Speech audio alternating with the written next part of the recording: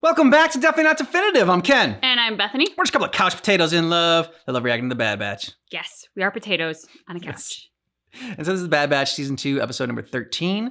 And you can get all of our reactions to this series and the Clone Wars by checking out the description of this video. We got playlists for you. And we have a link to Patreon. You can get early ad-free access, get like a month ahead.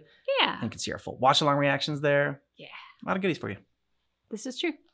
All right, ready? I'm ready. Well, Crowder, are we gonna sit here all day or can we get to business? Let's see it. Payment first. Not until I know it's not one of your 2-bit knockoffs. Smart. I thought you worked alone. Things change. I'm teaching her the fine art of negotiation. Looks like we have a deal. No, don't trust it. Poisoned. Make him drink first. Poison is not typically my drink. Impressive. For a pirate. She's not a pirate. She's a liberator of ancient wonders. Yes, I am. Hunter's about to go stabby stab. If you want to kill me, you'll have to do better than that. Pet? He brought back up, don't worry. Now, you should have brought more muscle than that, Fee. Heavy. She did. She did. Interesting. I called Becker heavy from like Team Fortress 2. Yeah, he did. Because he reminds me of him. He does. Let's go, man. Oh, and taking the money. Nice. True pirate. Oh. Bravo, kid. Against myself. It is the only time this game is a challenge. Ooh. On my way. Omega, I think, could give you a challenge. Omega's pretty damn good at being a pirate. Or what wasn't a pirate, it was a liberator of Artifacts. ancient artifacts. Yes. Now that was a fun mission. You got Yeah, it that was. right. You know, Omega was pretty impressive back there. Her training's paying off. Oh, I know she's got the whole soldier thing down, but don't you think she should learn some other skills? What other skills? Omega spends all her time with you three. She needs friends, ones her own age, and who don't share her genetic profile. We never had such a thing. I do not see the issue. No kidding. We'll see what it is from Sid. Let's hear it. So, it's been 20 rotations and no word. You better be dead, because your absence has cost me a few scores. Remember our mutually beneficial arrangements and how well we know one another, if you know what I mean. You Oh, do threatening? well to not assume I am just threatening you, boy. Oh. You didn't mention you cut ties with Sid. Our mutually beneficial arrangement wasn't so beneficial mutually. Figure that out, did you? I've known Sid a long time. She's a useful ally, but not someone you want to cross. Do you have a plan? You're looking at it. In that case, you all are coming with me. Head to these coordinates, Brown Eyes. She flirting with tech. She's got a nice home. Yeah. Welcome to Pabu, my home away from home. It's a hidden sanctuary of sorts. That's Gorgeous. the Archeum. It's where the artifact will be stored. It holds treasures from all over the galaxy. My analysis indicates that this so-called artifact you recovered is of very little to no monetary value. Treasure can mean many things. Most of the villagers on Pabu are refugees. Many of the items I recover are remnants of their cultures, and that's worth preserving. After all, I am a liberator. of ancient wonders. Ancient wonders. About time you showed your face around here. Miss me, Shep? Some competition. Auntie Fee! See? Becker knows what's up. What'd you bring this time? Looks like one of a kind. Good eye.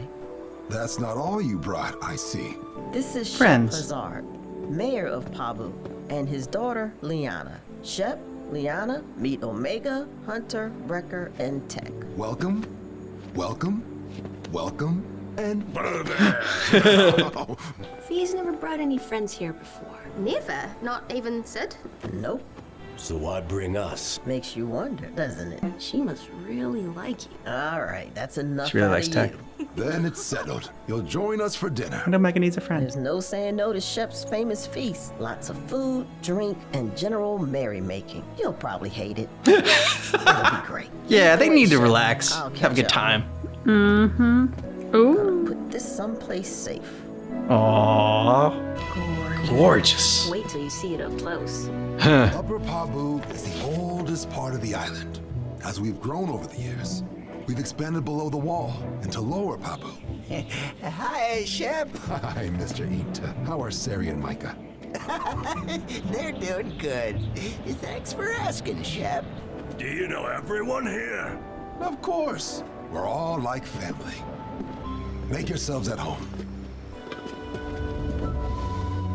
Not too shabby, is it? Not shabby at all. They're called Munoz. The elders say they've lived here since before Pabu was inhabited. I have not heard her laugh like that in some time. Yeah, she finally gets to be a kid. Fee said the villagers here are refugees. Many, yes. Pabu has been a safe haven for those forced to flee their homes during the war, and others after. You're not worried the Empire will show up? Why would they? We're a remote island with limited resources. But if they do, we'll manage. Some come to Pabu looking for a clean slate, a chance to start over. As a father, you couldn't ask for a better place to raise a child. Something to think about, isn't it? You're suggesting we all stay on Pabu permanently? Look at your home base. Keep coming back every now and then. She seems to like it here. A little stability might do you all some good. At the Couldn't end, hurt for a time. yeah. At the end of season 3, this is where you settle. Because it's still around and the Empire hasn't wrecked it. Yep. Hey, they're having a sushi dinner. Yeah. Let's try and get Tech drunk, so he stops thinking so much. I'd like to see what a tech drunk is. Uh-huh. You want to take it out and watch the sunset? Really? That sounds like a great idea, doesn't it? Can I go? Aw. Have fun. What's with you? I'm full. I am never full. I will note the date and time to commemorate such a momentous occasion. Dessert? Hope you saved room for dessert. I love this place. Gorgeous. Yep. I spent most of my life surrounded by the ocean, but it didn't feel like this place. Why'd you leave? The Empire. I'm so sorry, but you're safe here. You and your friends can stay as long as you want. No, they're gonna bring the We Empire never here. stay anywhere for long. Never? Doesn't that get lonely? And tiring, I never really thought about it. because it was the only life you knew. Almost time. For what? See Just for get used to it. yourself. I am not seeing anything. Just wait. It'll be worth it. Pretty spectacular. I suppose that is one way to quantify it. No. What's wrong? Always trust the animals. Yep. Something's coming. We need to.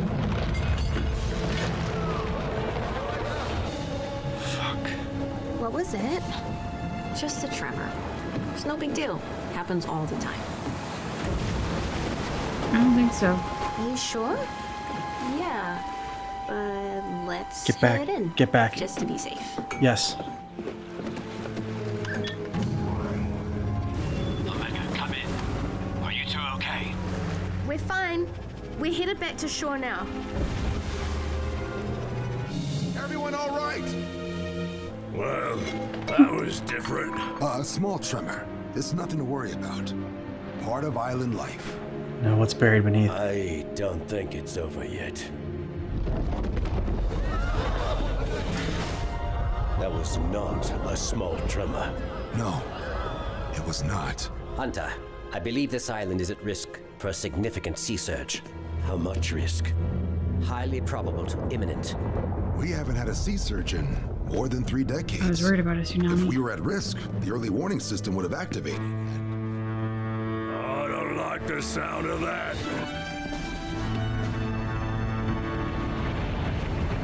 Oh, The water shit. has already begun receding. We must evacuate all of Lower Pabu. Liana and Omega, they're on the water. I'll grab our ship and get them. You four, move everyone in town to higher ground. I mean, isn't it supposed to be that once the water starts leaving the shore, you've got like minutes at best? We're moving! The tide's pulling us out! We're gonna hit the rocks! We have to jump! 1, 2, 3!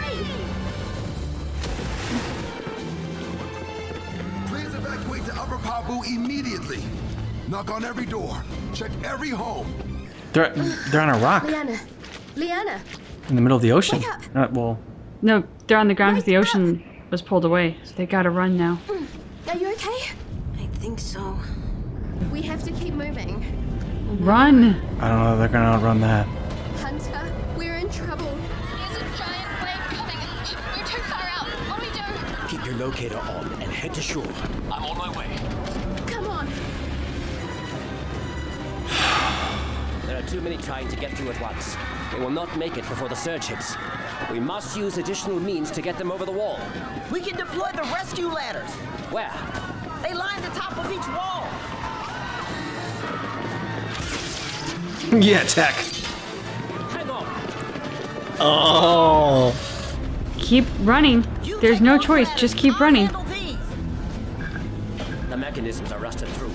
We will need to manually unfurl them. Look out below. This way. There's gotta be more than just two. Also climb faster, people. This is the last one. Can I help you? Everything will be fine, mister. Record's like, no time to explain, dude. Happening. Holy shit. Omega, I've reached the ship. Hang on. Must go faster. The water's moving too fast! Oh my god. Don't stop running! Just keep running. Just keep running. I see you. Her friend's gonna die, isn't she? No. Okay. She like wasn't fast enough. I'm like, oh no. Over here. How are you gonna do this, Wrecker? He's gonna have to just hang on to his back. Come on, Mayor. Get up there. Pull him! Get him! Pull him! I mean, if they get through this with 0 casualties, it's a It would be miracle. a miracle. Thank the stars. And this is why they know they can't stay here, because they're needed. If they weren't here, so many more people would have died. Got everyone out in time. That's what's important. Based on my estimations, it will take several rotations to rebuild the damage sustained in Lower Pabu.